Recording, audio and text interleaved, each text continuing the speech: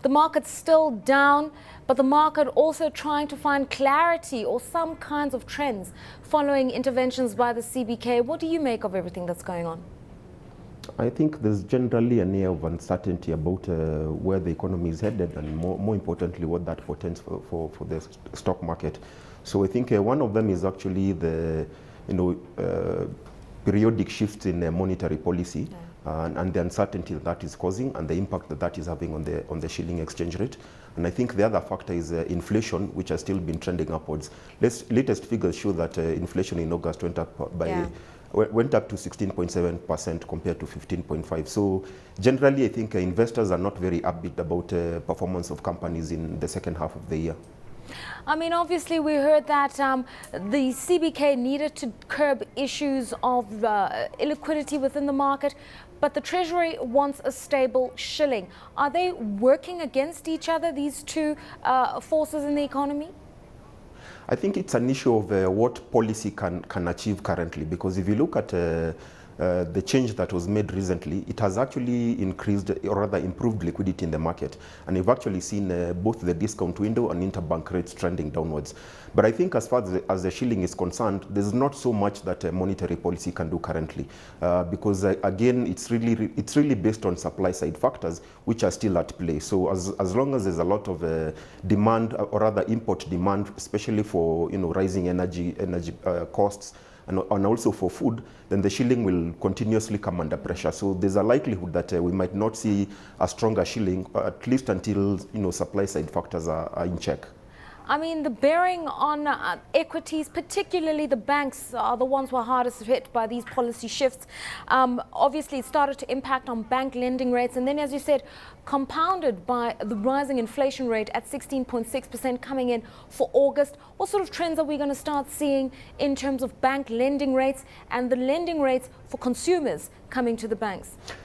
Well, it's a bit of a catch-22, because in as much as rates on government paper have been trending upwards, there's a likelihood that we might not necessarily see a surge in lending rates, because by and large, the feeling is that the economy is softening, and the environment that we are currently is very, very different from what it was a year ago. So raising lending rates might actually be counterproductive, in the sense that it could raise default rates. And I think that's the last thing that banks would want to do. So I think they are more or less playing it out on the side of cost of funds, where they've been consistently pushing down the cost of deposits to be able to maintain a healthy spread. So by and large, we still don't expect a big increase in lending rates, but we expect to see deposit rates going down.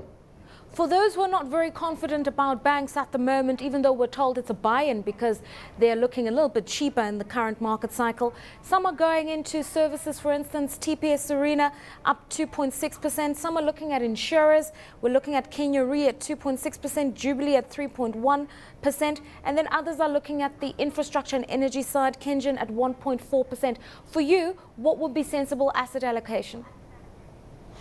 Well, that's a bit of a tricky one, but I would say by and large, banks would still be expected to perform well, perhaps not as well as last year, but I think if you look at across the board, if you look at all sectors, they are probably still positioned to perform better. I mean, in the face of healthy spreads, because even as of last month and the month before, spreads were still quite okay, and I think going forward, there's not much likelihood that we might see a thinning of interest spreads. Looking at other sectors, I think it's really making up where you'd probably make a bet regarding the current macro fundamentals. I mean, sectors that are likely to be favored by a weak shilling, and perhaps that's why we're seeing TPS Arena going up, because the feeling is as the shilling weakens, Kenya is consistently being perceived as a favorable destination by tourists. So that is definitely a boost for Serena. Others, I think you'd probably look at companies in the agricultural sector. I think on the back of a weaker shilling and expected increase in earnings from that. So I think it's really what the current environment portends for each and every sector. But by and large, I think financials would still be okay, and companies that are generally favored by a weak shilling.